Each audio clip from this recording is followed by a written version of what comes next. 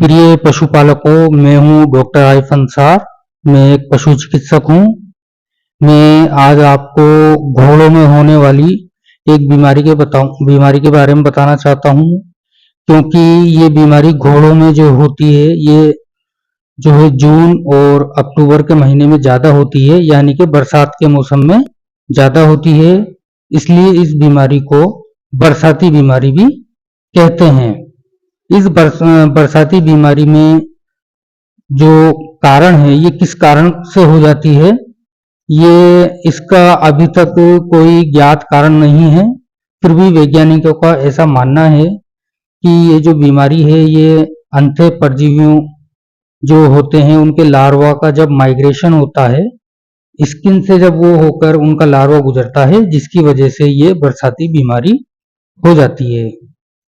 बरसाती बीमारी में जो मेनली घोड़ों में जो होती है, ये इसमें जो है इनकी स्किन यानी कि चमड़ी और चमड़ी के नीचे का टिश्यू यानी कि सबक्यूटेनियस टिश्यू प्रभावित होता है।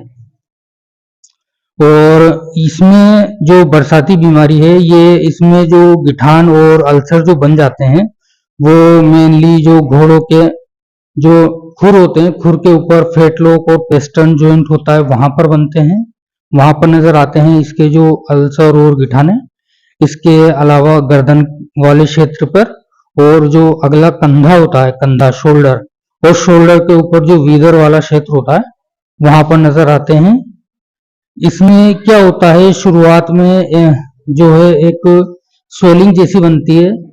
स्वेलिंग जो है पेनफुल होती है और गर्म होती है। पेनफुल यानी कि दर्द होता है एनिमल को, इससे दर्द होता है। फिर थोड़े दिन बाद ये है जो थोड़ी बड़ी हो जाती है, फिर कुछ दिन बाद ये फूट जाती है और उसमें से जो है म्यूकस जैसा निकलने लगता है। और जब हम इसको दबाते हैं तो इसमें मटर के दाने जितनी बड़ी साइज का फाइब्रस टिश्यू जो है नजर आता है, जिसे हम कैंकर कहते हैं। अगर ये जो कैंकर है, ये जो फाइब्रस टिश्यू है, अगर इसमें कोई भी इंफेक्शन नहीं होता है तो इसमें खुरंड बन जाता है, स्केब बन जाता है और ये ठीक हो जाता है। जैसे ही सर्दी का मौसम आता है, ये ठीक हो जाता है। और इसमें जो कैल्सिफिकेशन यानी कि कैल्शियम का जमाव बहुत कम होता है, कैल्सिएशन बोलते हैं इसको। और अगर इसमें जो है बैक्टीरियल इन्फेक्शन हो जाता है तो इसमें मवाद पड़ जाती है और ये सड़ने लगता है। अब हम बात करते हैं इसके ट्रीटमेंट की, यानी कि उपचार की। उपचार में कुछ भी नहीं करना है, इसमें साफ सफाई करनी है हमें। कोविडिन आयोडीन है, या फिर पोटेशियम परमैंगनेट है, या फिर कई तरह के और भी जो पुराने जमाने में आते थे, BIPP यानी कि बिस्मिथ आयोडो पैराफिन पेस्ट, ये लगाया जाता है। और साफ सफाई अगर उसकी घाव की अच्छे से की जाए तो ये जो है ठीक हो जाता है। सबसे पहले साफ सफाई करने से पहले जो इसके अंदर म्यूकस है या जो भी गंदगी भरी हुई है, उसे हमें साफ करना होता है।